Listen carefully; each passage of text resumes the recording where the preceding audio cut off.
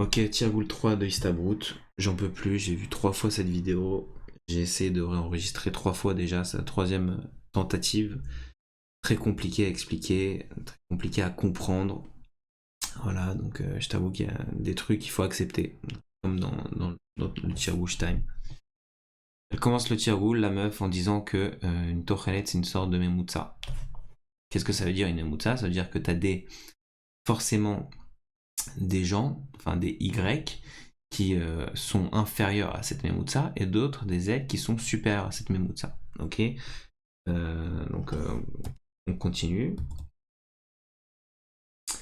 L'exercice 1, ça va être en fait, on va devoir démontrer que pour tout nombre entier A compris entre 1 et n, alors il existe Kn. C'est quoi Kn? Si par exemple j'ai... alors Kn c'est un graphe Shalem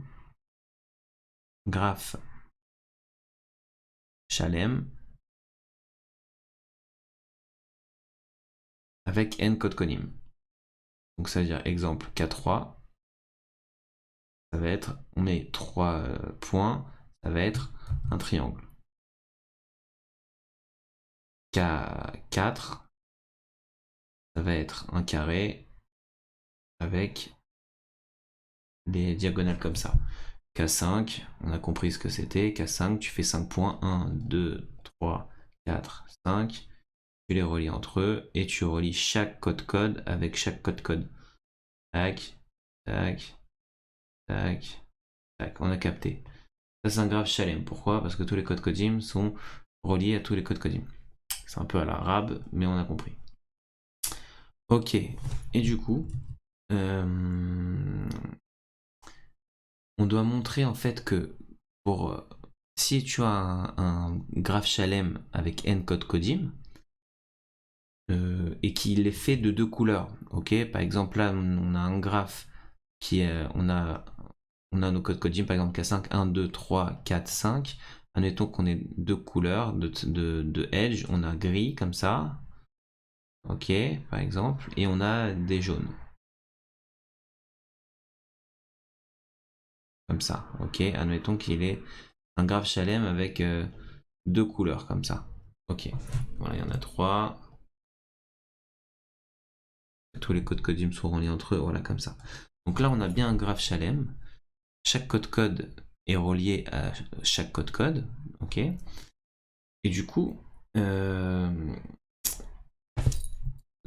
ça, on va dire que c'est K5, ok. Pourquoi? Parce qu'il a 5 codes-codes. Et lui, il dit que pour tout, ce qu'on doit démontrer, c'est que si on a un A, du coup, qui est compris entre 1 et 5, en l'occurrence, alors il existe un KA. Okay, donc là, ça peut être K1, K2, K3, K4. Donc K1, K2, K3, K4, leur maximum de...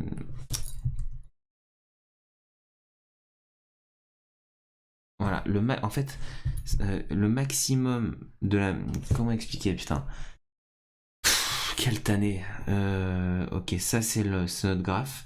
Et lui, il dit que le nombre maximum de graphes Shalem de la même couleur, il peut pas dépasser ce montant. Ok? N, A parmi N de 2 puissance 1 moins A 2 parmi A. Ça veut dire quoi? Ça veut dire que le nombre total de... Par exemple, si j'ai K2, ok? Donc K2, bah, c'est juste ça. Ok? Il ne peut pas avoir un nombre maximal de... voilà, ça c'est son nombre maximal. A parmi... Donc ça serait par exemple 2 parmi N. 2, 2 puissance 1 moins 2 parmi... moins 2 parmi 2. Ok? Et du coup, ça fait quoi? Ça ferait 2 parmi n. On a capté, donc 1 moins 2 parmi 2, ça fait 1, donc ça fait 2 puissance 0, donc du coup, ça ferait 2 parmi n. Ok? Ça veut dire qu'il y aurait 2 parmi n possibilités d'avoir une edge de couleur grise. K3, pareil, tu fais le même calcul. K3, c'est quoi? C'est un triangle.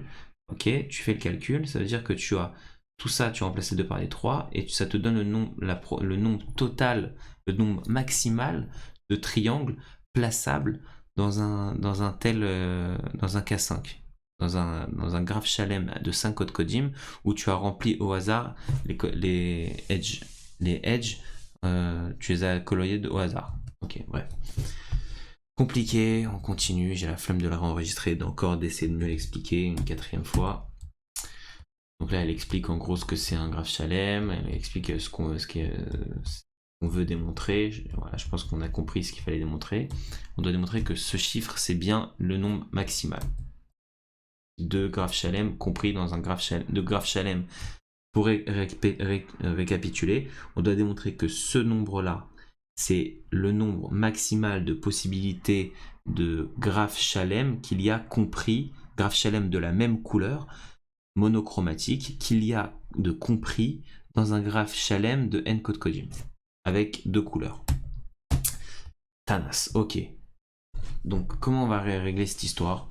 On va construire de manière aléatoire ce graphe Shalem. Comment on va faire? On va dire une chance sur 2 d'avoir, en l'occurrence il choisit bleu ou rouge, il va dire voilà, on a une chance sur bleu de faire un edge rouge et une chance sur bleu d'avoir un edge bleu. Ici on a pris gris et jaune, mais bon c'est pareil. Ok, et on va poser x, c'est le nombre de fois qu'on a le nombre comment ça s'appelle, de graphes Shalem qu'on a de la même couleur. Ok, nombre de x c'est le nombre de graphes Shalem Ka, ok, de la même couleur. Donc pour tout graphe Shalem G avec A code Codim, on a, alors on va poser ce xg, ok, xg il est 1 si g il est monochromatique, donc si le graphe choisi il est d'une seule couleur, et sinon c'est égal à 0. Et pour A, ça va être le nombre de codes Codim dans ce graphe. Et pour tout tas de graphes G appartenant à Kn, avec A code Codim, on a que la probabilité que ce graphe G soit monochromatique, il est égal à 2 sur 2 puissance A parmi 2. Pourquoi elle explique. On va essayer de capter pourquoi. Elle écrit comme une arabe. Un peu plus. Ok. En gros, ok. Là, qu'est-ce qu'elle fait? Elle te dit que chaque edge, elle a une chance sur 2 d'être bleu et une chance sur 2 d'être rouge. Ok. Nous, on cherche la probabilité que tout ça soit de la même couleur. On est d'accord que c'est 1 demi fois 1 demi fois 1 demi. On veut qu'il y ait 1 demi fois 1 demi fois 1 demi. Et on veut qu'il y en ait combien en fait dans un graphe Shalem, combien de code tu as? C'est 2 parmi A. Ok, pourquoi on n'a pas de code de edge? On a 5 code Codim. Bon là on en a 4. La A est égale à 4 en l'occurrence. Et le nombre de edge dans un graphe Shalem de n code Codim, c'est 2 parmi n. Donc là en l'occurrence c'est 2 parmi A. Ok, et donc nous on veut calculer le nombre de edge. Le nombre de edge, ça va être 1 demi fois 1 demi fois 1 demi fois 1 demi, 2 parmi A fois. Okay, et du coup ça va faire 1 demi puissance 2 parmi A. Le 1 demi va être le 2 parmi A, il va être comme ça. Ça va faire 1 demi le tout puissance 2 parmi A. Et le 2, elle-même, elle n'a pas très bien compris pourquoi il y avait un 2. Ils ont demandé, mais c'est parce qu'il y a 2 couleurs. Elle fait, oula, connasse. Ok. Bon, donc on ne sait pas pourquoi il y a un 2. On accepte. La reine, Melinariut à Tochelet, on a que la Tochelet de x, du Mishtane x, c'est égal à la somme des graphes. Le nombre, on va le faire en fait, on va le faire que pour les graphes qui sont de la même couleur. C'est ça qui nous intéresse. Fois la tochelette de chaque de xg. Ok. Et du coup, il y en a combien? Il y a combien de edge? Il y en a A parmi 2, A parmi n. Combien de edge il y a dans un graphe de n? C'est ça l'histoire. Attends, laisse-moi réfléchir. Non, combien on a A code Codim dans G et on les a choisis parmi n code Codim parce que le graphe Shalem il fait n code Codim. Donc on a A parmi n fois la probabilité. Ok, pourquoi? Parce qu'on a tout simplement A parmi n graphes monochromatiques, il me semble. Bon, on continue.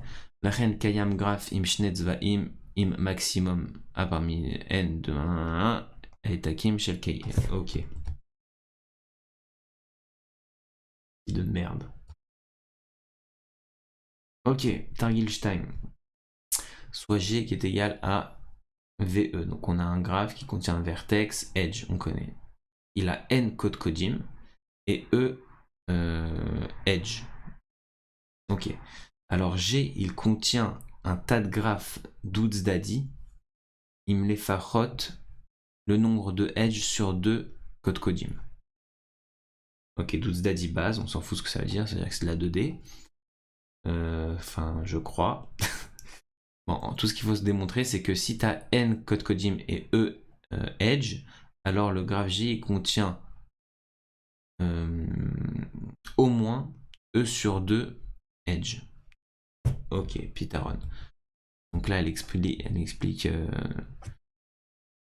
en 2-2 la logique du truc.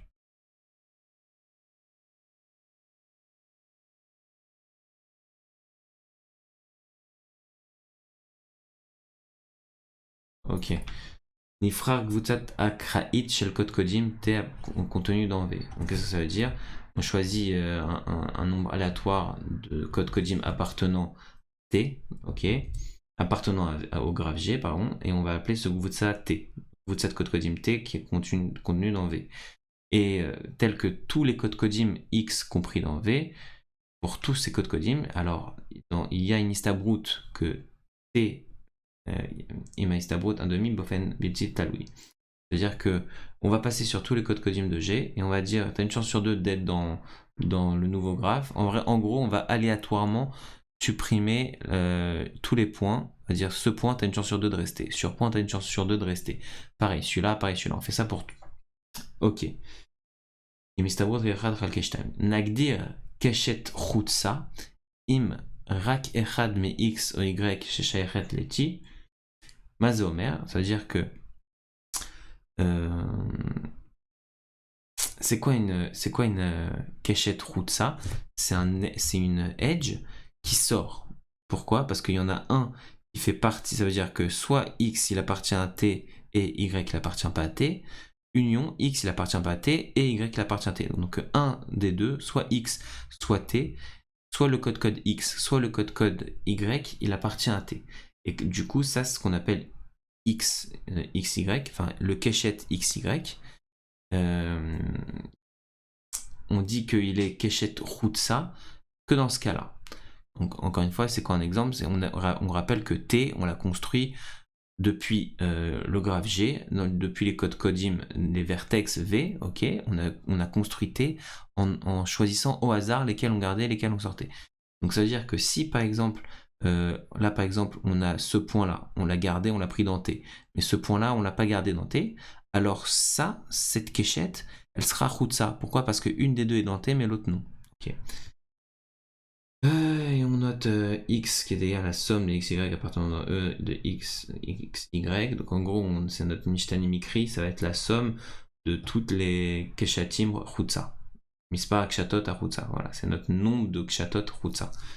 Kasha xy ou un indicateur, chez Mishtani Mikri, chez Aïroi xy i keshet Routsa. Ok. Donc xy, Mishtani Mikrim que le xy de une keshet Routsa, il est égal à 1 quand c'est effectivement une keshet Routsa et 0 si ça ne l'est pas.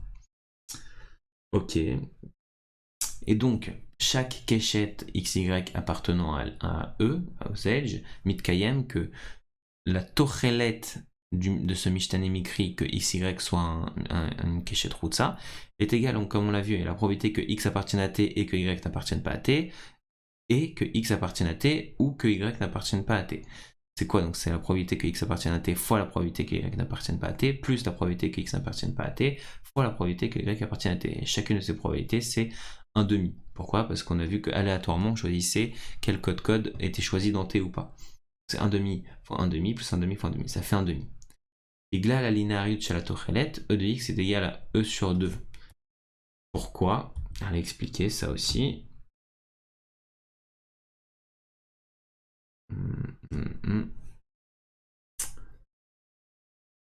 Ok, ouais, pourquoi? Parce qu'il y a E-edge.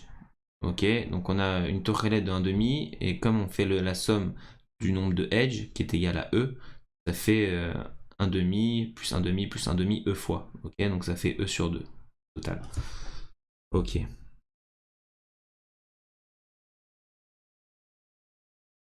Targil 3. On a un graphe, pareil, V-code Kodim et E-edge. Pardon, V c'est les vertex, il en a N code Kodim. Et on dit qu'il a N sur D, N fois D sur 2 Keshatot, donc edge. D il est supérieur à 1. C'est un nom chez où supérieur à 1. Donc on pose qu'il a ND sur 2 edge et qu'il a N code Kodim. Alors on dit que alpha G il est supérieur ou égal à N sur 2D. Et alpha G c'est quoi? C'est le Gvutsa Achigdola Bilti Taloui. Du coup, on nous explique c'est quoi un Gvutsa Bilti Taloui. C'est par exemple ça, ok. C'est quoi un Gvutsa Bilti Taloui? C'est un Gvutsa ok, là par exemple, on voit que si on... Imagine, il n'y a pas les points rouges, il n'y a que les points verts. Alors on voit que tu peux pas rajouter un autre point vert dans ce graphe sans te retrouver avec sans créer un edge. Ok, par exemple, si je rajoute un point vert ici, alors ce point vert et ce point vert, ils seront directement liables par un edge. Ok, donc on a le Gvutsa, les points verts, ils forment un Gvutsa Betitaloui. Pareil pour les points rouges. Ok, les points rouges, si tu peux pas rajouter un point rouge dans ce graphe sans créer un lien direct d'espacé de 1. Si je mets un point rouge ici, bah alors celui-là il saute, enfin ce point et ce point ils seront reliés directement et reliables directement et du coup bah c'est pas des petites allouilles. Si je mets un point ici pareil, etc. Ok, donc c'est quoi? On a compris c'est quoi un Gvutsa Biditalouille? C'est un groupe de points où tu ne peux pas rajouter d'autres points sans que les points soient reliables directement, soient séparés d'une edge. Ok. Solution, on choisit un Gvutsa Mikrit chez la code Kodim. Donc on choisit un Gvutsa S appartenant à V de code tel que pour tout code X appartenant à V, on va choisir S avec une probabilité P. Okay, tout à l'heure, on choisissait 1,5 pour T. Là, on choisit une probabilité P. Ok. Nechachev Ota Acharkar. On va la calculer après.